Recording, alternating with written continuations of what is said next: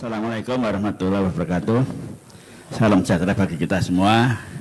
Kalau Bu Nini tadi merasa kedinginan karena AC-nya terlalu besar, kalau saya merasa hangat karena diapit oleh cewek-cewek cantik. Nah.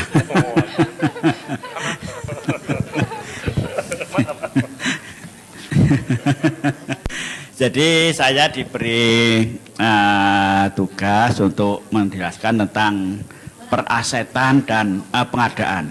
Ini memang sangat krusial sekali kalau kita tidak teliti dalam pengelolaan aset ataupun dalam proses pengadaan, resikonya berat. Nah, jadi aset ini peraturan-peraturan yang membawai atau yang terkait dengan aset ini kira-kira seperti ini. Ya, ini yang terkait dengan aset. Ini harus kita ikuti.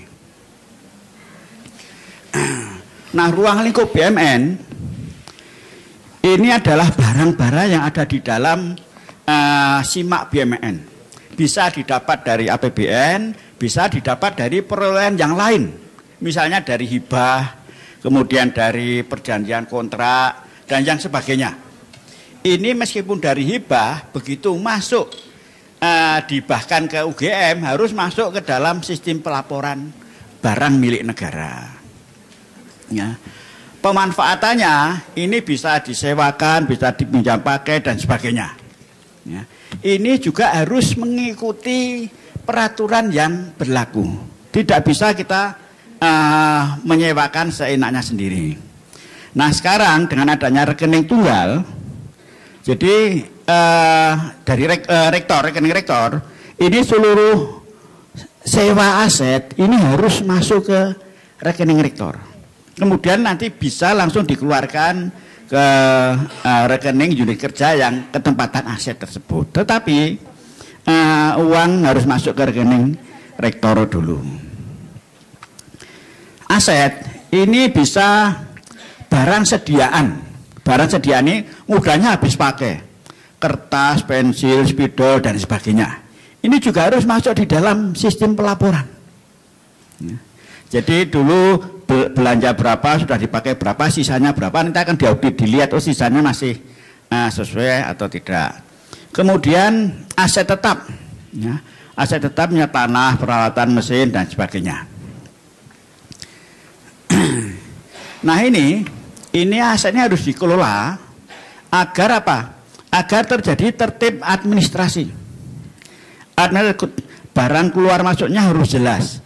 Mana ini hasilnya dari mana? Kemudian dihapus sehingga keluar dari administrasi dan sebagainya. Jadi antara administrasi dan kenyataan di lapangan harus tetap. Oleh karena itu, ini harus dilaporkan. Setiap semester kita harus rekonsiliasi dengan KPKNR. Seperti halnya keuangan, saya kira juga rutin rekonsiliasi dengan KPPN. Di sini kita rekonsiliasi dengan KPNR. Juga tertib fisik dan pengelolaannya. Harapannya nanti tujuannya adalah ini. Sehingga nanti akan didapatkan kalau diaudit adalah predikat WTP. Saat ini untuk audit keuangan kita sudah beberapa tahun selalu mendapat predikat WTP. Yang agak kedodoran adalah aset. Aset ini kita selalu mendapat peringatan.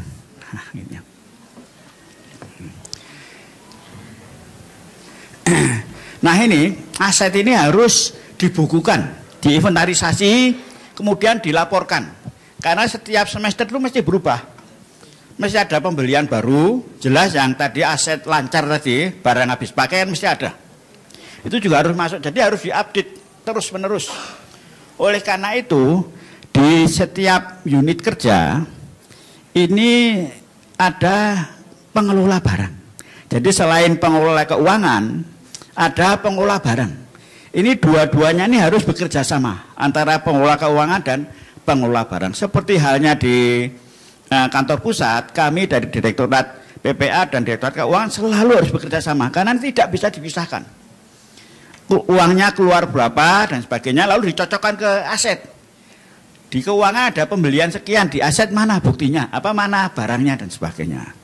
Jadi begitu keuangan sudah diaudit, sudah rekonsiliasi dengan KPPN, hasil rekonsiliasi itu kemudian diserahkan ke PPA untuk direkonsiliasi dengan KPKNR yang terkait dengan aset fisiknya. Nah, kewajiban UGM yang terkait dengan aset adalah melaporkan barang milik negara yang dikuasai, lalu melaporkan rekonsiliasi KPPN terkait dengan keuangan tiap semester dan ke KPKNR terkait dengan asetnya. Nah, yang ini tidak boleh ada keterlambatan dalam pelaporan. Jadi tiap semester harus dan tidak boleh terlambat. Tidak boleh ada nilai yang berbeda antara transaksi keuangan dengan transaksi aset. Jadi kalau di keuangan ada pembelanjaan beli barang ini, di aset harus tercatat ada barang ini, harus cocok gitu ya. Jadi memang jelimet gitu. Semua transaksi modal, belanja modal harus diinput dalam aplikasi SIMAK BMN. Dan juga aset yang diperoleh dari sumber lain yang sah termasuk hibah dari pihak ketiga. Jadi hasil dari belanja modal jadi berupa barang, ini nanti harus masuk dalam aplikasi SIMAK BMN. Demikian juga hibah. Begitu ada hibah, langsung nanti harus dimasukkan ke dalam SIMAK BMN, sudah menjadi barang milik negara. Jadi alumni menyumbang untuk fakultas kedokteran alat tertentu misalnya, ini alat ini lalu masuk dalam SIMAK BMN sudah menjadi barang milik negara. Jadi tidak bisa lalu di suatu saat lalu dijual, itu nggak bisa. Dengan alasan ini dua adalah pendapatannya dari alumni, nggak bisa. Tapi harus melalui prosedur penghapusan. Nah, kondisi saat ini UGM terlambat melaksanakan rekonsiliasi dengan KPKNR. Karena kita luar biasa entitas pengelola barangnya. Mungkin ada 200-an entitas barang. Sehingga kita harus dari sana dikompilasi, dikumpulkan dan sebagainya. Jadi kita terlambat saat ini posisinya. Kemudian UGM sebagai koordinator untuk wilayah DIY itu koordinatornya UGM. Jadi ada 12 satuan kerja yang ada di dalam koordinasi UGM. Antara lain ya ISI, UNJ, UGM dan sebagainya sampai 12 satuan kerja. Dan reportnya satu satuan kerja ini terlambat, efeknya sanksinya dikenakan pada seluruh satuan kerja ini. Jadi kalau saya katakan fakultas kedokteran terlambat, nanti gajinya tidak hanya pada UGM aja yang akan dihentikan, tapi pada seluruh 12 satuan kerja nanti ini. Jadi di IKIP juga dihentikan karena fakultas kedokteran belum selesai rekonsiliasi. Di UNJ, di ISI juga gajinya seluruhnya dihentikan. Tapi itu adalah sanksi yang paling berat ya. Nah, saat ini UGM sudah mendapat surat cinta dari DJKN. Suratnya DJKN yang intinya adalah kita harus segera melakukan rekonsiliasi, harus segera dikumpulkan laporannya. Nah, ini di dalam surat cinta itu sudah disebutkan sanksi-sanksinya. Yang pertama diberi surat peringatan bahwa Anda telah terlambat. Ini kita sudah diberi surat peringatan. Kemudian menunda penyelesaian atas usul pemanfaatan atau pemindah tanganan BMN. Ya, masih belum terlalu berat. Tapi yang terakhir ini, penundaan penerbitan SP2D oleh KPPN atas usul DJKN wilayah. Jadi kalau kita tidak mengumpulkan ini, lalu SP2D dihentikan. Akibatnya apa ya? Seluruh gaji akan dibintangi, akan tidak diturunkan. Tadi inilah yang sanksi yang paling berat ya, yang harus kita. Jadi kelihatannya sepele, tapi efeknya akan sangat luar biasa. Nah, sekarang kita lihat penyebab keterlambatan itu apa toh? Yaitu yang pertama penyerahan data dari fakultas unit kerja mengalami keterlambatan. Kita sekarang ada 200-an entitas gitu ya, pengelola barang. Fakultas kedokteran itu mungkin juga ada prodi keperawatan, kedokteran, ada macam-macam Ada bahkan yang kecil-kecil, ya. Pusat studi dan sebagainya. Jadi ada 200 lebih entitas yang harus kita koordinir. Kemudian juga banyak yang salah memasukkan data ke dalam SIMAK BMN. Lalu yang ketiga inilah yang ini membuat bingung kita. Jadi kesalahan penggunaan akun belanja. Jadi contohnya belanja modal dipakai untuk beli bensin. Nah, ini. Jadi kalau belanja modal itu artinya harus ada barang. Karena belanja modal lalu ada modal. Tapi kalau untuk beli bensin kan lalu habis, hilang. Jadi waktu diperiksa di akun belanja modal ada uang keluar 10.000. Tapi barangnya nggak ada. Inilah yang jadi banyak sekali yang kayak begitu sehingga lalu tidak cocok antara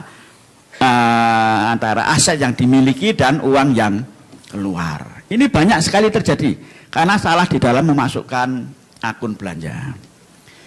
Lalu lintas data keuangan pada pengelola aset kurang baik. Ya. Ini banyak terjadi di unit-unit kerja oleh keuangan. Ini banyak yang kwitansi pembelian ini tidak diberikan ke pengelola barang di unit kerja yang bersangkutan untuk dicatat. Ya. Bahkan ada yang curiga, ngapain kamu ngurusi kwitansiku? Gitu ya. Ini uang saya sendiri lah gitu ya. Gitu. Banyak sekali yang jawabannya kayak gitu. Pengelola barang minta tolong kwitansinya kayak apa itu? Bukan urusanmu ini. Ini adalah uang saya. Ya akhirnya lalu jadi geseh-geseh. Kalau masing-masing unit kerja ada geseh 50 juta kan kalau di total sudah gesehnya sangat luar biasa. Jadi harus ada pengertian atau yang nah ini alhamdulillah Fakultas Kedokteran ini tidak bermasalah gitu ya. Sudah beres seluruhnya. Meskipun entitasnya banyak sekali gitu ya. Karena mungkin sering mengadakan workshop kayak begini ya gitu ya. Jadi inilah yang banyak sekali yang terjadi kesalahan. Fakultas Ekonomi itu juga banyak ini. Hampir seluruhnya Fakultas Ekonomi. Ekonomika bisnis, kemudian magister manajemen, lalu ya fakultas ini ya semuanya. Ini salah gitu ya. Ini salah SP3B, salah input data, salah SP3B, dana aset untuk belanja ini tadi, belanja modal, dana aset untuk belanja bensin, belanja modal untuk belanja habis pakai, dana aset untuk jasa fotokopi, nah kayak gitu ya. Ini nggak ada bekasnya, padahal pakai akun belanja modal. Kemudian pada proses pengadaan juga muncul kesalahan. Mulai ada bibit kesalahan, yaitu kesalahan pemaketan pengadaan. Akun belanja salah. Itu pengurus barang tidak mendapatkan diberi dokumen pengadaan, berita acara serah terima barang. Misalnya ya, pembelian kertas saja. Kertas pakai MR gitu ya, lewat pengadaan ya. Pengadaan sana lalu oleh pengadaan sudah dibelikan lalu didistribusi ke masing-masing unit kerja yang pesan MR. Ini distribusinya tidak ada berita acara. Tidak. Jadi kami yang mengelola aset itu ada sediaan barang gitu ya, barang sediaan gitu ya. Antara yang kertas ini, kita tidak tahu kertas ini larinya kemana saja. Ke unit kerja berapa rim, ke sini berapa rim, kita tidak tahu karena tidak ada. Saya sudah menegur ke yang ngurusi ini. Jawabannya, pokoknya yang di lapangan sudah lancar toh. Butuh kertas ada kertas, nah gitu ya. Tapi kan kita yang ngurus administrasi tidak bisa seperti itu. Tidak hanya sekedar kebutuhannya lancar, tapi administrasinya harus juga lancar. Ya semoga saja tahun depan tidak terjadi lagi. Ini sudah kita bereskan sekarang. Kemudian pengurus barang tidak mendapatkan kwitansi bukti pembayaran belanja barang. Tadi yang saya sampaikan, belanja-belanja yang pakai kwitansi itu pengelola barang tidak mendapatkan. Keuangan sudah merasa mengeluarkan uang, sudah dapat kwitansi bukti, sudah selesai. Tidak ada tindak lanjut bahwa ini harus dicatat di dalam catatan barang milik negara. Lalu juga dalam proses koordinasi, ini lemahnya koordinasi pengelola keuangan dengan pengelola barang di unit kerja. sehingga terjadi selisih pencatatan aset dan terjadi keterlambatan penyusunan laporan. Yang ini yang menjadi tugas PPA untuk metane lah gitu ya. Nah, harapan kami kepada pimpinan unit kerja yaitu perlu pembinaan yang lebih intensif kepada operator aplikasi SIMAK BUMN. Nanti akan kami bantu. Kami secara rutin saya sarankan kepada yang Kasubdit yang bersangkutan agar secara rutin melakukan workshop peningkatan kompetensi untuk operator pengelola barang. Apabila akan melaksanakan perpindahan petugas, mohon memperhatikan kompetensinya. Harapan kami ya jangan setiap tahun diganti gitu ya. Karena kami kalau diganti harus mendidik ulang lagi. Mendidik ulang lagi. Jadi ya paling tidak 5 tahun itulah sesuai dengan jabatan dekanat pengelola barangnya tetap. Lalu melakukan pengawasan terhadap pelaksanaan tugas pencatatan barang milik negara. Melakukan media koordinasi antara pengelola keuangan dengan BUMN ya. Nah, kira-kira itu yang terkait dengan aset. Lalu satu lagi yang terkait dengan pengadaan.